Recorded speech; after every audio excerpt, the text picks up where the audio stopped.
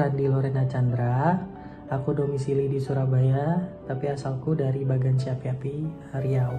Perkenalkan, nama saya Miftah Farid, bisa dipanggil Farid, asal dari Makassar ya. Hai, aku Rina, asal dari Pekanbaru. Saya Adi dari Kabupaten Baru dan saat ini berdomisili di Kota Makassar. Halo, aku Nurul Islami Dini atau biasanya dipanggil Nuris.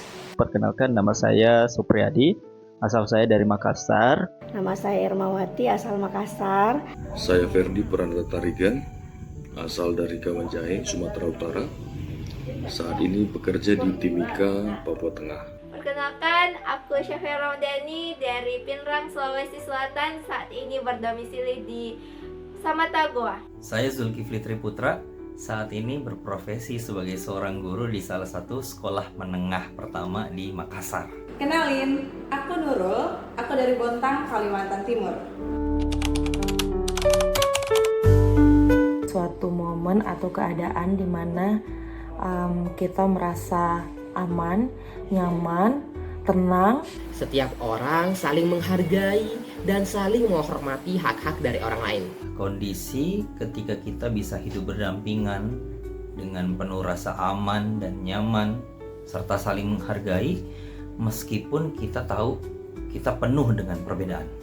Kebetulan di Makassar sekarang lagi musim hujan, dan menurut saya perdamaian itu ya seperti air hujan yang dirindukan pada musim kemarau. Kita itu bisa mengekspresikan diri kita, menuangkan ide kita, dan memberikan apa yang menjadi hak dari orang lain. Kondisi di mana semua orang bisa melakukan aktivitas sesuai dengan apa yang dia inginkan. Semua orang bisa memilih dan dipilih. Semua orang berhak berekspresi sesuai dengan aturan dan koridor yang berlaku. Bagi aku, perdamaian itu adalah keadaan ketika ada masalah, ada persinggungan, tapi tidak ada kekerasan atau tidak ada ucapan kasar yang keluar dalam permasalahan itu. Jadi kita bisa bilang aja masalahnya gini loh, solusinya gimana ya. Menurut saya perdamaian adalah sebuah keadaan harmonis, tanpa kekerasan, tanpa konflik, dan tanpa permusuhan. Mengapa? Karena damai itu tercipta ketika anggota keluarga merasa dihargai, didengar, dan dicintai. Perdamaian itu perlu karena kita adalah makhluk sosial yang membutuhkan keharmonisan dan keseimbangan lingkungan. Supaya kita bisa saling menjaga, kita bisa saling bersilaturahim, kita bisa sama-sama membangun dan terhubung. Karena ketika kita mampu menciptakan damai dan menerima damai itu, maka apa yang ada dalam diri kita itu akan terbentuk jauh lebih baik ketimbang kita masih berada di kondisi yang tidak damai. Untuk menjaga tatanan keharmonisan dalam kehidupan kita. Dengan perdamaian, hidup kita akan menjadi lebih aman, lebih tentram, dan mencegah terjadinya penderitaan akibat konflik. Dalam pekerjaan, kalau misalnya kita tidak ada perdamaian, maka yang akan selalu muncul pertama kali ketika ingin mencapai sesuatu adalah kecurigaan yang menyita hati, fisik, pikiran kita, daripada fokus untuk melaksanakan atau mencapai tujuan yang ingin kita capai.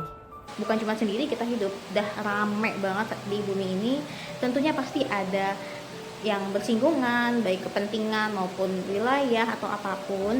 Jadi sangat-sangat mungkin dan di situ kita punya peran untuk menyampaikan kalau memang ada yang tersinggung, ada yang kepentingan yang bergesek, itu disampaikan dengan baik-baik.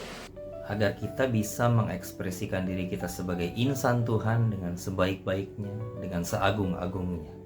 Capek nggak sih setiap hari kita mendengar berbagai macam konflik yang terjadi di Indonesia, bahkan dunia.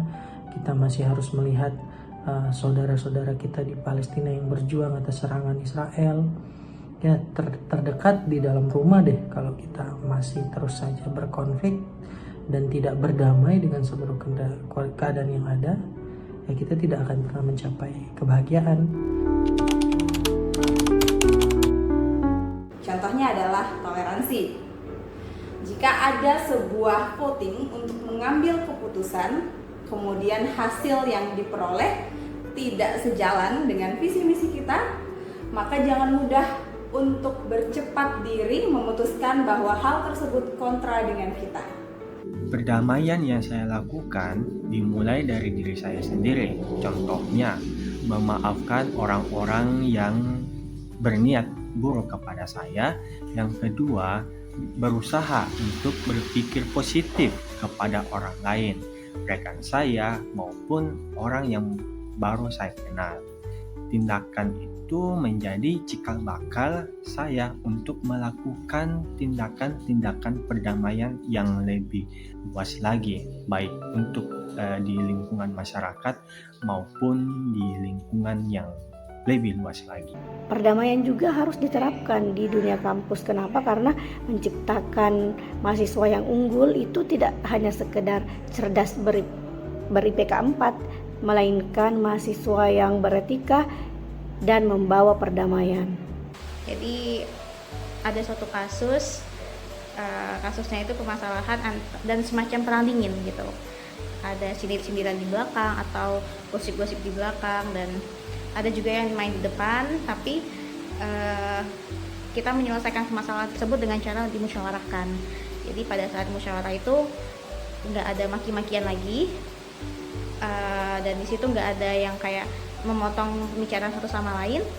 Betul-betul semua orang punya hak untuk berbicara dengan cara baik-baik, dan di situ kita malah jadi kayak nangis semua. Ya, sesederhana kita menghargai perbedaan pilihan orang lain dengan kita dalam ruang lingkup apapun. Tapi gimana ya kira-kira kalau misal ada ras terkuat di bumi yang sen kanan tapi belok kiri? Toleransi ininya gimana ya?